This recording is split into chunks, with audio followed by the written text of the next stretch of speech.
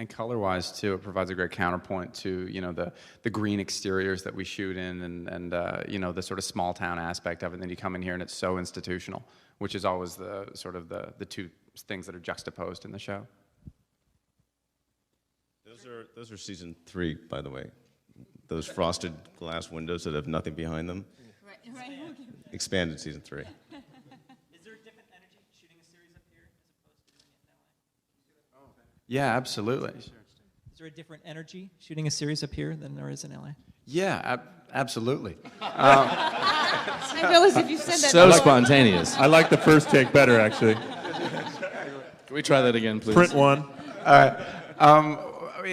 What helps a lot is that we're all stuck together. I mean, first season we drive ourselves to work and we didn't know the city at all, and we're driving to locations we didn't know, and that sort of galvanizes you because you're all complaining about the same things every day, like see the lack of signage,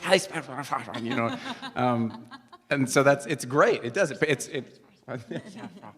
it puts you together as a group, and I couldn't imagine doing this show without the crew that we have. I mean, they're such a huge part of it. Their tone, their sense of humor, And they really have a sense of humor, which is nice. Oh, they're so and it funny. meshes in really nice with all of us, so it's fun to work with them. They're not And they're so grumbling. honest. I mean, you do a joke and you turn to Jason, boom, and you go like, "Was that good?" He goes, "That sucked." I was like, "Huh," Also, it keeps us out of, when you're here, we go to work and we go home. And you get your rest you need or the rest you're trying to get, and you're not distracted by, real life. Because, our real life is in Los Angeles. I mean, for most of us, it's in Los Angeles. So you don't have to, you're not just, we're just in this little cocoon of work and doing the show, and you're not distracted by any party you want to go to or anything else that's going on. It's just your work and your little bit of family time at home. And What? especially Sounds really boring, doesn't Here, it? except for me. It's really boring. But especially since we do 13 I think I've become episodes, very boring. it almost becomes like a very long feature film. Because, I mean, the people who are up here shooting 20, 22 episodes, they buy homes, they move their family, they put their kids in. This becomes their home. For us, it's actually very true. You really just focus on work while you're here. You have your home life over there, and it's really nice to be able to compartmentalize it like that. It'd be much different if we did 22 episodes. So by doing 13, it allows us to sort of have this environment that we create, and it's really nice. In a lot of ways, I think it's harder for Neil and Erica who live here, because they have to balance their home lives. I have no excuse to beg someone to pay my bills for me. No, I have Or to why do you it get by- lost on the way to work every day. Somehow I managed to get lost, actually. I'm the only... It's because I'm cocky. Because I live here, I'm like, I know where I'm going. They actually pay attention to the map, where I don't actually know where I'm going. Hello? How much of the season story do you know in advance? Where are you?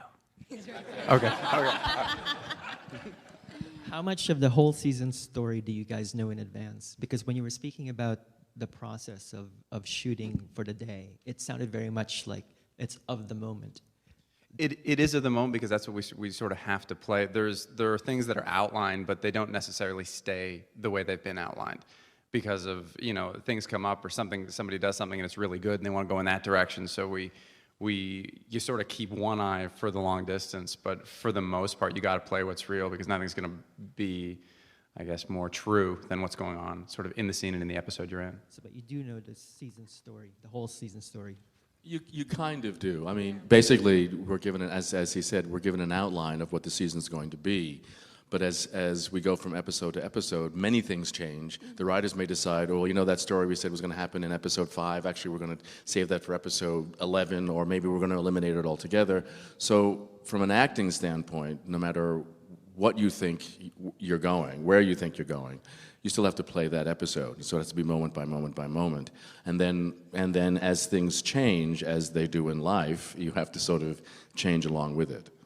And that's actually where having a dialogue with the writers becomes really handy because, sometimes they'll start to veer off left and we can call in and go, whoa, whoa, whoa, whoa, whoa, whoa. We owe this piece over here. And then sometimes they even listen.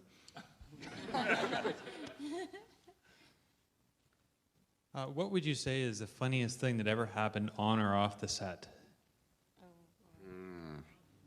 Too many. wouldn't want to.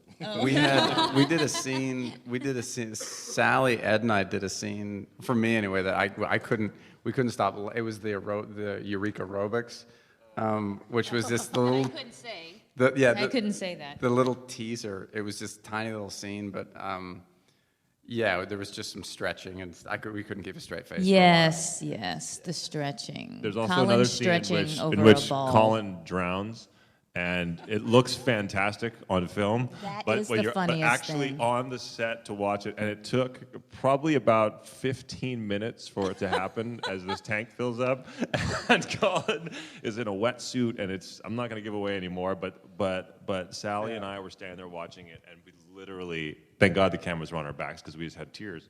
Oh, it was just awful because we don't you don't test it, right? So the thing's filling up, and you're like, oh no, here comes the water, oh no. And it's like going Oh, no. slow. And it literally took 15 minutes, and you're acting up a storm, and it's just hilarious. And acting up a storm in a 5mm wetsuit, like wetsuit that I used to surf Canada, with a little hood like this, so sweating. I mean, just dripping with sweat. And then like kind of realizing that, doing all this and the water's only to here, and then doing it much more, the water's only to here, and you could see Colin continually looking, going, drown already, drown already. So Ed, how? Yep. Dolly, way in the back.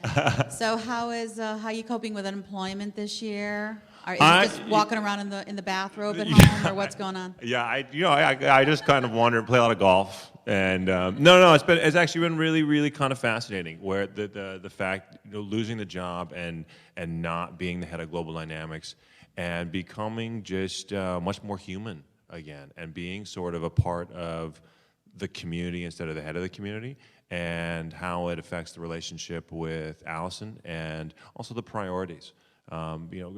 Stark's main priority becomes his stepson, Kevin, and it's like a fascinating journey and a fascinating, a humbling experience to go through. And now we're ramping up towards the end of the season, which I don't know. It's interesting. It kind of feels like maybe he's coming full circle.